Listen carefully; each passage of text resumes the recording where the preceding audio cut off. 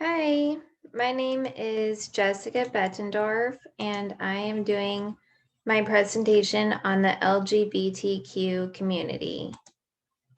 So here is my presentation outline. So for the sake of time, I am not going to be going over every single slide. So if there's one that you want to learn more about, you can just pause the presentation and read it. All right, so I chose to do my project on the LGBTQ community because I wanted to understand and learn more about the challenges facing this community, along with best practices and counseling interventions and techniques to be better equipped to serve them. I am much different from this population because I am a cisgender heterosexual female who has had the privilege of never having to live in fear of discrimination or harassment because of the person or people I choose to love or the gender I identify with. So here is an overview of this population, including stressors, protective factors. Here are some help-seeking behaviors. And so the first immersion activity I did was to attend a virtual event called LGBTQ 101. I chose to attend this event to strengthen my understanding of key LGBTQ terminology and to gain insight into how to interact appropriately with someone from this community. So the host, Joni, began the event by sharing a story about her daughter, Kate, who was born a male and later transitioned to female. So Joni reported that Kate knew she was a girl since she was very young, showing an interest in traditional girl things such as dresses, glitter, makeup, and more. Joni shared drawings that Kate had made when she was 7. One drawing showed Kate as a boy, and next to it was a picture of Kate as a princess in a ball gown. And underneath it, she had written, "The real me." Joni shared several other pictures similar to that one, all with the same theme, that Kate saw herself as a girl. This story made me realize that despite society's attempts to lump girls and boys into different categories and expose them to stereotypical male and female things, an individual will still know deep down which gender they are, thus indicating that being transgender is not a choice. All right. So here are some key definitions I learned from this event. Here are some more. Here are some advocacy actions I learned from this event. So my second immersion activity was to interview an LGBTQ member. I chose to interview Fred, not his real name, because he is a gay Brazilian man, and I thought it would be interesting to hear about the experiences of someone who is from the LGBTQ community and a racial minority. So a little bit about Fred. As a child, he repressed his sexuality. In middle school, he pretended to like girls, but reported that it was all an act to create an image. Fred knew that he was not attracted to women, but rationalized his attraction to other men by telling himself that they were more handsome than he, and that was why he was staring at them. Fred grew up in Brazil and moved to Florida with his family when he was 15. In Brazil, being gay was seen as a kink, basically assuming that it is a choice. In his early 20s, Fred felt some depression and isolation regarding his sexual orientation, as he was raised to believe that being gay was a sin. At 23, Fred really started to question his sexuality. He liked gay porn, but was still attempting to rationalize it in his mind. When he went to college at age 25, Fred finally confronted himself and had to accept himself as a gay man. Once he did that, he reported that it was life-changing. So my interview with Fred challenged my biases, assumptions, and previously held beliefs about gay men. For instance, I used to think that all gay men were flamboyant, had animated hand gestures, talked with a lisp, and loved fashion. But when talking with Fred, I realized how wrong I was. Fred is not flamboyant, does not speak with a lisp, does not care for fashion, and loves video games and fast food. I learned that culture plays a big role in when and how a person reveals their gender identity and or sexual orientation to their family. I also learned that cultural stereotypes have a large impact on the mental health of LGBTQ individuals. Lastly, my assumptions and biases toward gay men were challenged. The next immersion activity I did was to read Sissy, a coming of gender story about Jacob Tobias, pronouns they, them, theirs, and their challenges and successes with coming to understand, determine, and embrace their gender identity. I chose to read this book because I've never personally known any transgender individuals and wanted to learn more about their journey toward discovering their gender identity and to increase my feelings of compassion and empathy for gender nonconforming individuals. So here's a photo of Jacob. Here is a summary of the book. Here's a picture of the book and a few more pictures of Jacob. So, and what I learned from Jacob's story. So their story enabled me to understand the deep desire to want to express one's gender identity, but the fear that accompanies this. It made me much more aware of my cisgender privilege and enabled me to empathize with gender nonconforming individuals on a much deeper level. In my teenage years, when I would see people like Jacob walking around downtown, I would think they were a freak and assume they were mentally ill or on drugs. This is something I am very ashamed to admit. But after reading this book, I understand that this is a stereotype and assumption regarding gender nonconforming individuals. Jacob struggled for decades trying to figure out what their gender was, and knowing one's gender identity and being able to express it is a luxury that I have taken for granted. So the last immersion activity I did was to watch a documentary, L Word, Hate the Sin.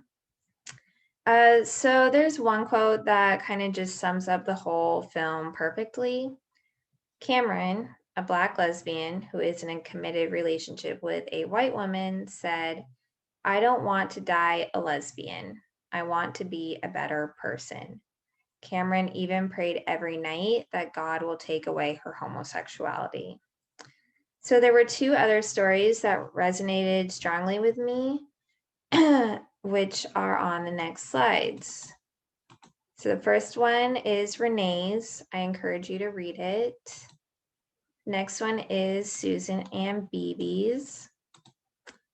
All right, so this movie increased my awareness, understanding, and empathy for LGBTQ people and the challenges they face regarding discrimination, hate, and racism in the Southern US, particularly from religious leaders. It also gave me a stronger understanding as to why LGBTQ individuals are at high risk for suicidality and substance abuse. Another thing that stood out to me from the movie was that heteronormative people would compare being gay to being a child molester. All right, so first advocacy action I did was to create a fundraising page for the Q Center, which is the largest LGBTQ nonprofit community center in the Pacific Northwest. So I shared my fundraising page on Facebook and encouraged my family and friends to donate. Here is a picture of my fundraising page. I didn't raise quite as much money as I had hoped. If you want to get a better look at it, here's the link down here. So being connected to the LGBTQ community is super important because it acts as a protective factor against stigma-related mental health concerns by providing an environment where LGBTQ people can make positive social comparisons and provide social support, which will decrease depression, anxiety, and suicide risk, which is why I wanted to support the Q Center. So my other advocacy action was to sign a petition called Stop Anti-LGBTQ Laws. Discrimination is not a religious value. The petition asks religious leaders to reject anti-LGBTQ legislation and commit to creating loving communities that embody justice for LGBTQ individuals. It seeks to encourage faith leaders to advocate for the rights of LGBTQ people, including anti-discrimination laws, access to healthcare, access to public accommodations, and freedom to use the bathroom to which they identify with. So this petition is super important because discrimination from religious leaders has led LGBTQ members to be ostracized from the spiritual community and/or ministries. And discrimination has also been associated with suicidal ideations. So this petition is super close to getting the necessary signatures. If you would like to sign, here's the link down here. All right, here are some future advocacy actions, risk factors surrounding this community, counseling considerations when working with this community, best practices and strategies, theoretical considerations and techniques, and my discussion. So I'm not going to read the whole thing. But one thing that kind of, I don't know how to say it. Basically, when I was growing up, I would equate certain events or things that I didn't like as being gay. I would say it in like a negative way. So if I was upset about something, I'd be like, ugh, that's so gay. I have since understood how damaging this can be and how it only perpetuates homophobia. So the language some people use surrounding LGBTQ people is crucial to being culturally competent counselor. Be respectful of pronouns. If you are not sure what someone's preferred pronoun is, please ask them. Be knowledgeable in LGBTQ terminology and never refer to some object or event as being gay. All right, and my reflection. So this project challenged my preconceived biases and assumptions about the LGBTQ community, such as gay men are flamboyant and love fashion, and lesbians are butch, play sports, and move in together after one date. The immersion activities helped me to understand the worldview of LGBTQ people. I got more insight into the turmoil that surrounds an individual who wants to express their gender identity, but is scared and/or encouraged not to, and how this can impact their mental health, career opportunities, and relationships. So when reading Jacob's story, I asked myself, how would I feel if I felt pressured or scared to express myself in a way that did not reflect who I was inside? I know that I would feel very depressed, frustrated, isolated, and more. From this project, I was able to separate myself from the stereotypes and assumptions that society holds regarding the LGBTQ community, as each person is different and has their own unique story and set of circumstances that shape them into who they became. For instance, Renee may not have rejected her true self if she had not been born in the South, or Fred may have accepted his sexual orientation earlier if he had not been raised in Brazil.